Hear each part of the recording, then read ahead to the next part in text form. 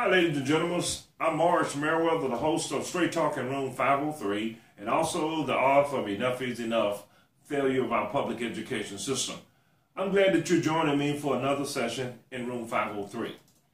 Let's get right to it. I'm going to have to ask you that this session that I'm going to need you to buckle your seat belt, put the seat in upward position, and hang on to your seats because this is going to be a good session in 503. I'm going to start out in my hometown of Jackson, Tennessee, Madison County, and then I'm going to travel your mind all the way to Canada, and we're going to deal with public education in Canada. If you remember in some of my previous sessions, when I talk about Madison County and you say, well, why is he talking about Madison County?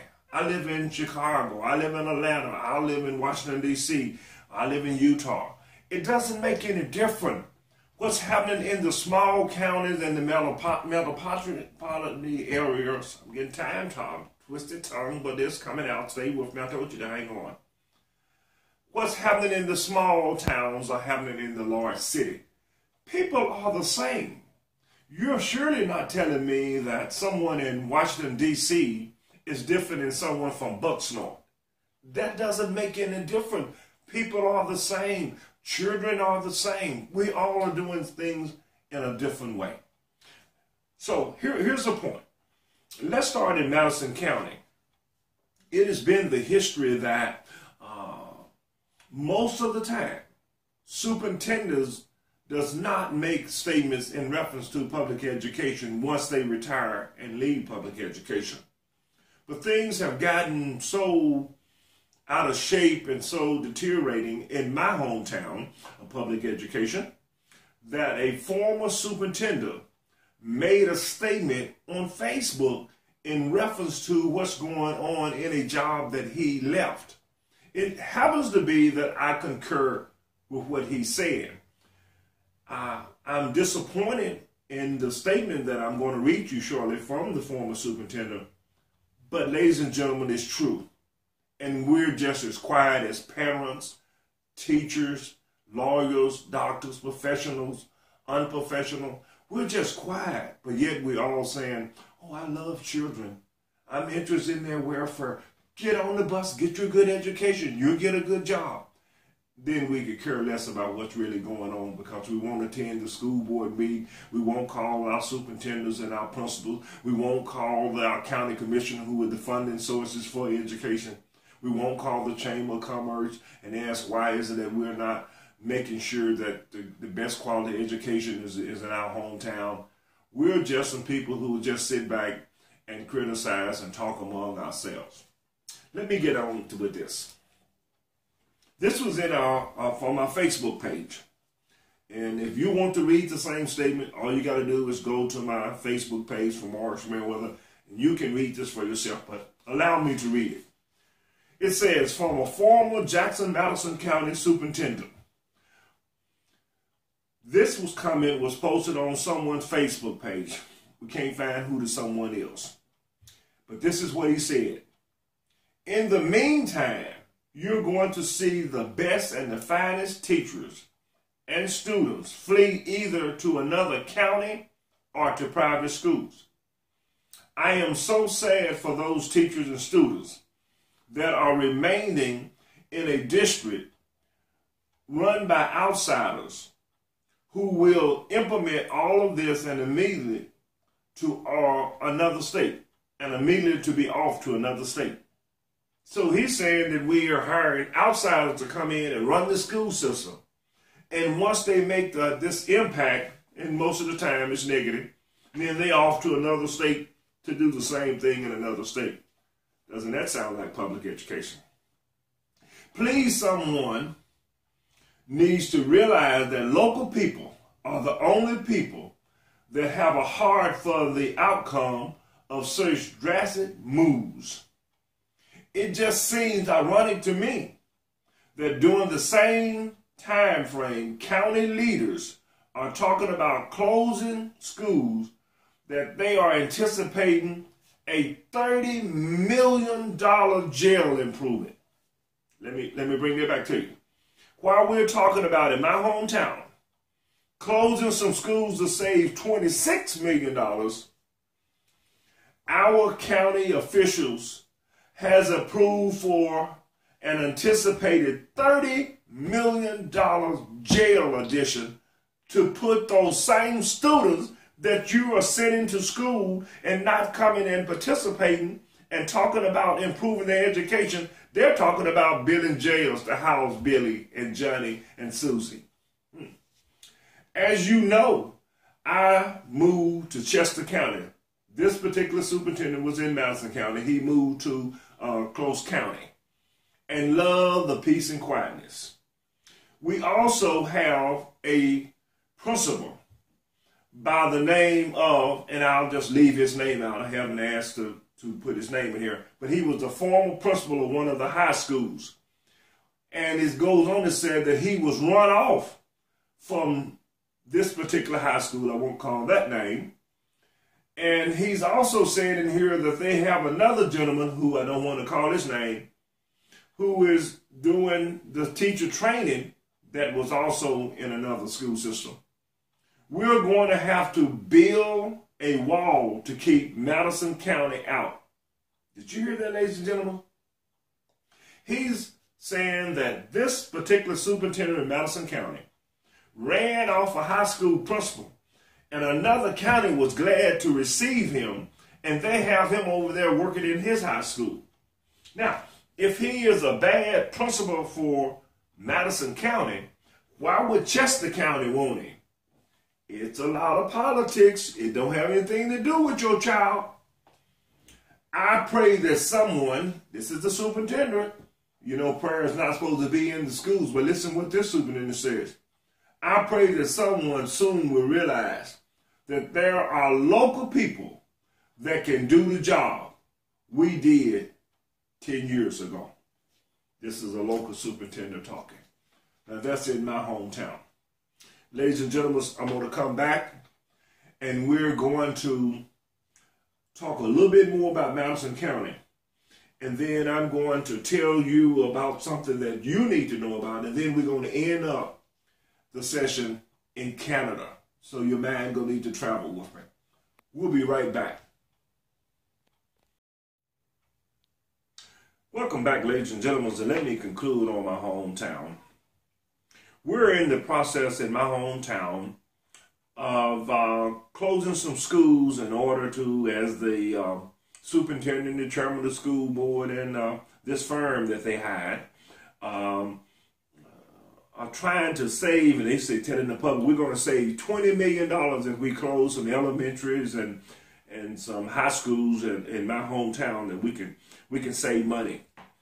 Ladies and gentlemen, I'm fearful that we're talking about, just imagine that you was a construction company owner, and you would say, hey, of those $20 million, could you give me a call? Let me help renovate some of the schools. It doesn't make any sense.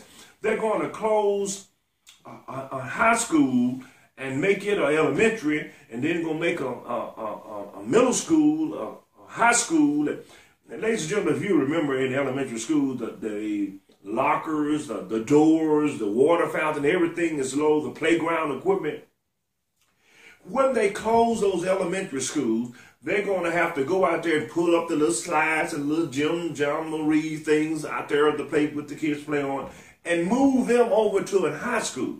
Then they're going to have to take the football equipment, the outside equipment for the young adult students, and move them to the elementary. We're going to have to go over there, take the little water fountain that's all down low, and take it out or buy a new one and take it over to the high school. Then we got to go to the high school and we got to take the water fountain that's standing up here and drop it down for the gym. Ladies and gentlemen, it sounds like to me it's not about the student academics. It's about making money. All right, listen. Watch this here. Let's get off of my hometown. Let me, for the last session, let's talk about go get them. That's the title of this session. Go get them. Isn't it interesting? I'm going to read you this. This is coming right straight out of off of the internet.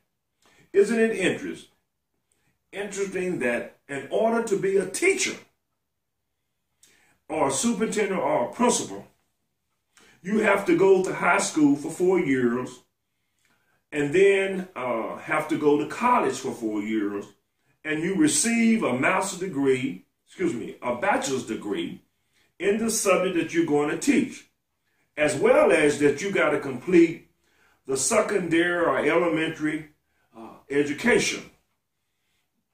Every future teacher then must take a teacher's test so that they call it the practical, which is nothing but a teacher's licensing program to see if you can pass, and if you pass, then you got a license to teach.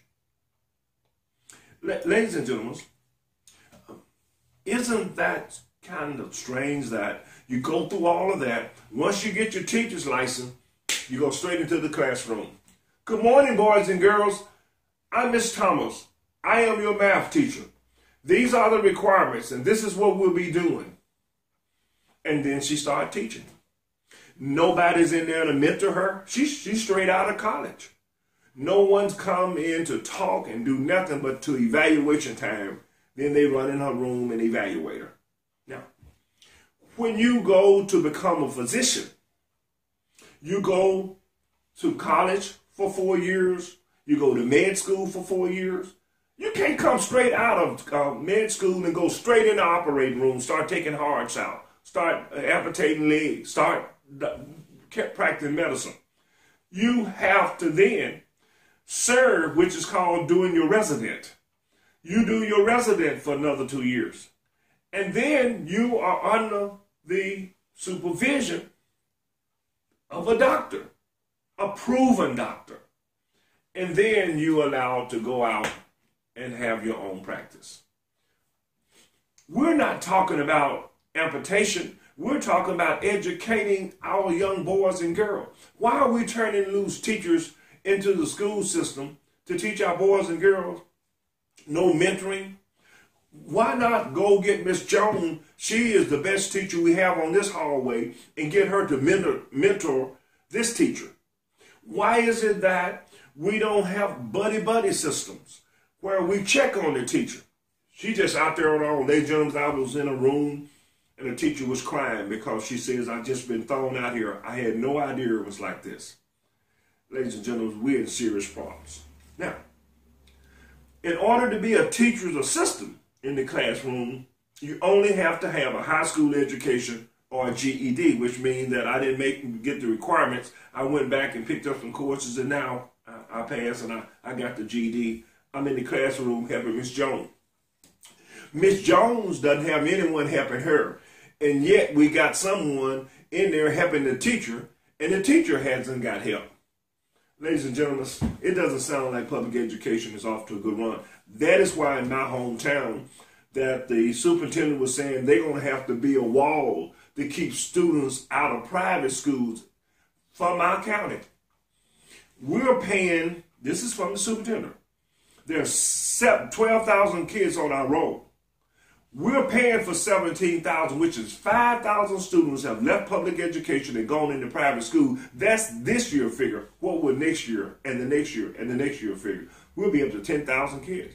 That is why we're closing school, because we can't keep those empty buildings open, keep those teachers aboard. Ladies and gentlemen, education is in a mess. While you sit by and be quiet and continue to pay your tax dollars, ladies and gentlemen, it just does not make sense. Now, let's wrap this session up. We're going to conclude, as I said, in Canada. There's a strike in Canada in public education system where teachers are striking. And they're saying, well, it'll make it better for Johnny and Susie. It's not about Johnny and Susie. It's about Mr. Jones, Mr. Thomas, Miss Edwaters. Listen, this is an article on Facebook.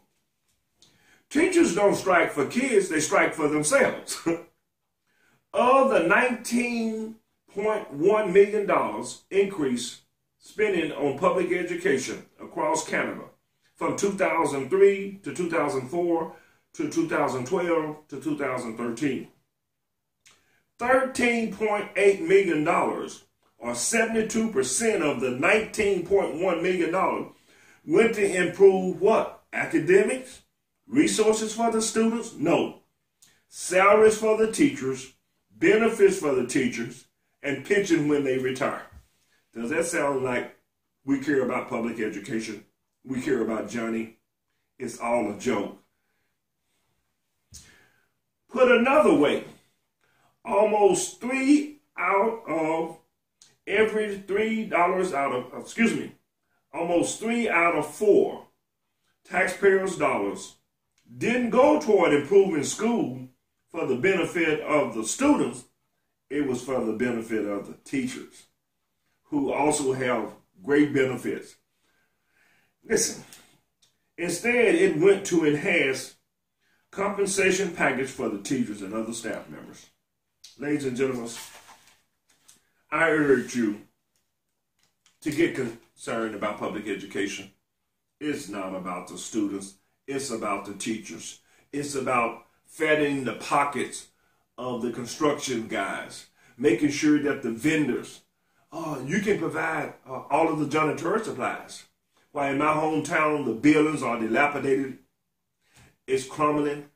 I was at a football game, and I have pictures to show it. The stadium look worse than the surrounding counties where people are running to. We got people leaving my county going to other counties, not only for private school, but for regular school. And now, who's minding the maintenance? We're putting all of this money in, and no one's minding the buildings, the students, or nothing. That's public education. That's why that you look around in your hometown, and the private school buildings are looking like colleges and universities, and the teachers are teaching like professors at university and stuff. And that those students are taking over the country and running the country. And in my hometown, they'll be talking about anticipating $30 million to build a prison for Johnny, for Billy, for Susie, for Tawana. Ladies and gentlemen, I've been your host of Straight Talk in Room 503. I'm going to continue to bring it straight to you because that's why we call it Straight Talk in 503. I'm your host of the show and also the author of Enough is Enough. Join me again as we continue the struggle to pull education out, pull public education out before it's too late. Ladies and gentlemen, and we just a heartbeat away. Join me, and thank you so much for joining me this week. Take care.